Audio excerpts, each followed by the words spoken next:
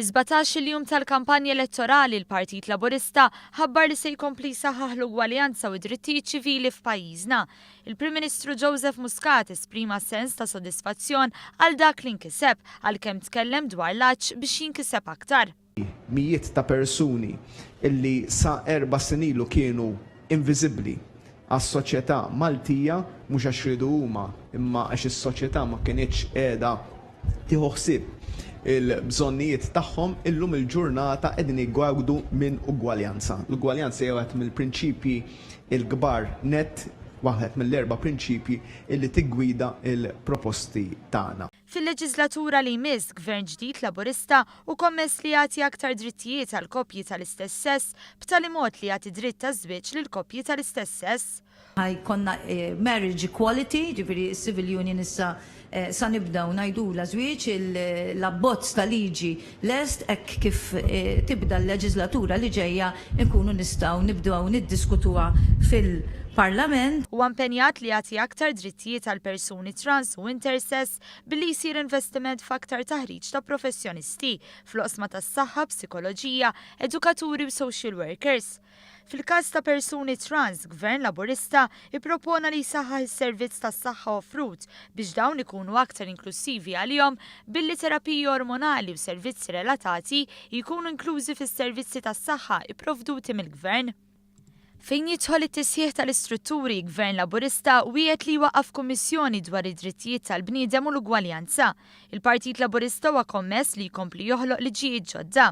Dawn jinkludu liġi dwar l-ugwaljanza fl-oqsma kollha tal-ħajja, liġi ġdida li tistabbilixxi l-Kummissjoni dwar id-drittijiet tal-bniedem u l-ugwaljanza, liġi dwar vjolenza bbażi tal-ġeneru, vjolenza domestika, kif ukoll liġi dwar żwieġ indaqs. Daċċaw ukoll ma l-indipendenza ekonomika u finanzjarja tan-nisa għax iktar ma naraw illi n-nisa mill-miżuri kollha l-oħra illi għamilna biex promovejna aktar illi n-nisa jidħlu fid-dinja tax-xogħol, meta n-nisa għandhom l-indipendenza finanzjarja inqas ħajoqogħdu f'relazzjonijiet abbużivi. Aħna naraw a direct link. Lilien minn dan, Gvern Laburista kommess li jniedi dibattitu dwar il-kannabis għall-użu rikreazzjonali u anke dwar il-prostituzzjoni. Dan tal-aħħar bl-iskop li jiġu protetti aktar persuni vulnerabbli milli jiġu sfruttati u tissaħħaħ aktar il-ġlieda kontra traffikar ta' persuni. Il-Partit Laburista propona li jimxi lejn l-implementazzjoni ta' Gender Equality Planning f'deċiżjonijiet politiċi u dwar proġetti li l-Gvern ikun qiegħed jippjana. Dan fil-waqt li joħroġ assessjar ta' ugwaljanza għal politika li l-Gvern ikun qiegħed iniedi u jatwa.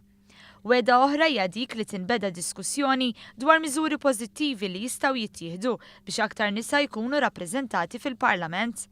Din tkun tirrikjedi riformi anke fil-liġi elettorali b'diskussjoni bejn il-partiti politiċi fil-waqt li ssiru wkoll evalwazzjoni tal-ħinijiet tal-Parlament u kif dawn jistgħu jkunu aktar family friendly.